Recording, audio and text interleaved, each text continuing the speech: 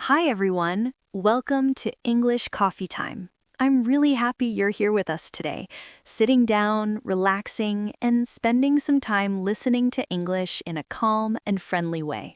Hey there, I'm Neo. It's great to have you with us again, or maybe for the first time. Just imagine we're all sitting in a quiet cafe talking about life and work. And I'm Emma. This is English Coffee Time, a place where we speak real, everyday American English. We speak slowly and clearly so beginners and intermediate learners can feel comfortable and confident. We don't rush here. We talk naturally, like real people, about real topics, and we try to share honest experiences, stories, and memories that make English feel alive.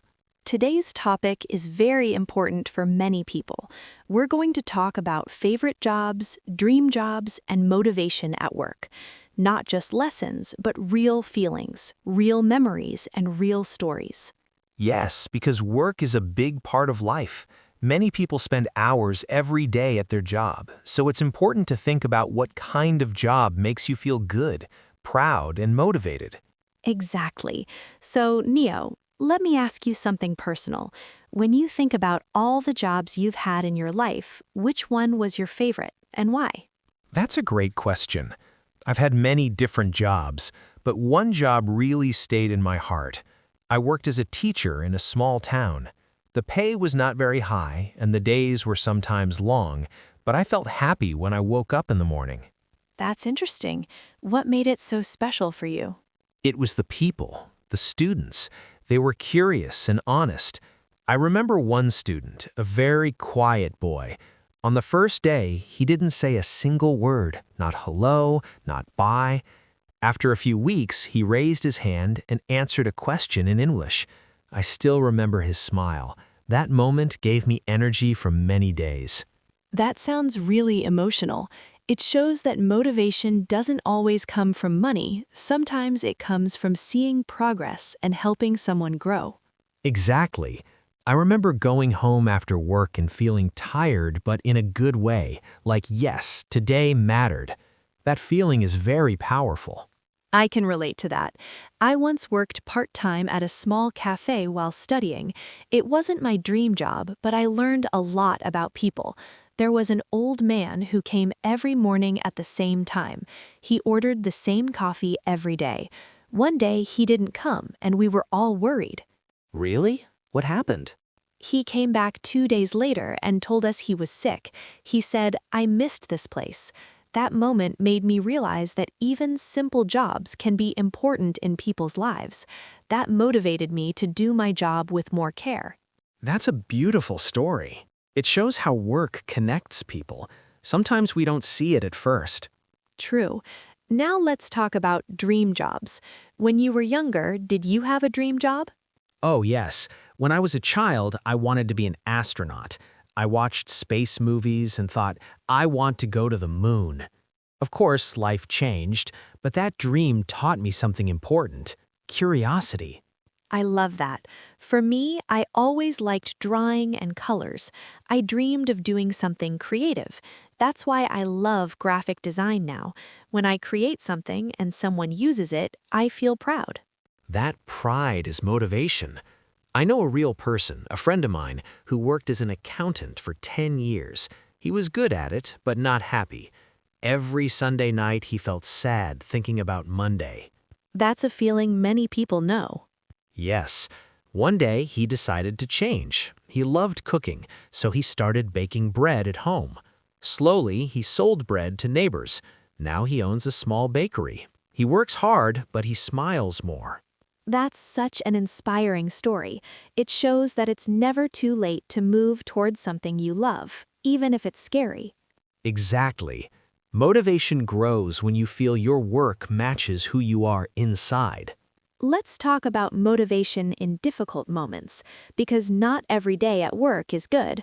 Have you ever had a really bad work day? Oh, yes, many times. I remember working in a store when I was younger. One day, a customer was very angry. He shouted at me for something that wasn't my fault. I felt embarrassed and upset.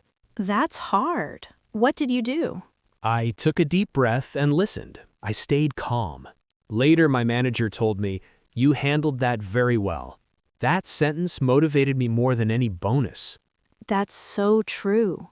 Feeling respected and appreciated is a big motivator. I once had a boss who always said, "Thank you." It sounds small, but it made a big difference. Appreciation matters. Another real story. My cousin is a nurse. Her job is stressful, long hours, night shifts, but she told me about one patient who wrote her a thank you letter. She keeps it at home and reads it on hard days. Wow, that's powerful. It shows that motivation can come from small human moments. Yes. Now let's talk about finding the right job. Many people listening might feel confused. They might think, "I don't know what I want to do." And that's okay. You don't need all the answers right now. Sometimes you learn by trying different things. I tried several part-time jobs before understanding what I liked. Exactly. One friend of mine tried office work, then sales, then teaching. Each job taught him something about himself. Motivation also changes over time. When you're young, maybe money is important. Later, time and balance become more important. Balance is key.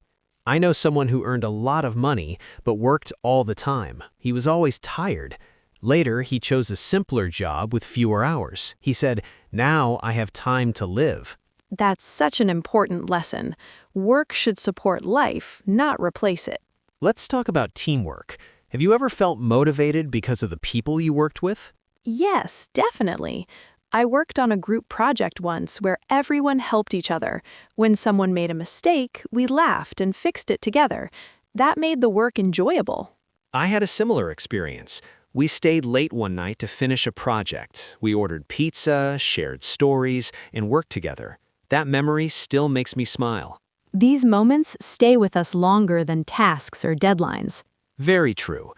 Now let's imagine someone listening wants to choose a job. What advice would you give? I would say, listen to yourself. Ask, what makes me feel alive? What do I enjoy doing even when it's hard? And don't be afraid to start small. I agree. And talk to people. Ask them about their jobs. Real stories help more than job titles. Speaking of stories, I remember a woman I met at a park. She was painting. I asked if she was a professional artist. She said no, she worked in an office, but painting was her passion. She sold her paintings on weekends. That's a great example. Sometimes motivation comes from combining work and passion, not choosing only one. Exactly. Life is not black and white. Before we finish, let's ask our listeners something important. Yes. Take a moment and think, what job makes you curious? What kind of work gives you energy, not just money? And think about one real moment, even a small one, when you felt proud of something you did. We would love to hear your stories. Your experiences matter, and they can inspire others. Thank you for spending this time with us, listening and thinking together. Keep believing in yourself. Take small steps, and remember that motivation grows when you move in the right direction. We're really happy you're here with us. See you next time at English Coffee Time. Take care, keep practicing, and don't forget to dream. Bye for now.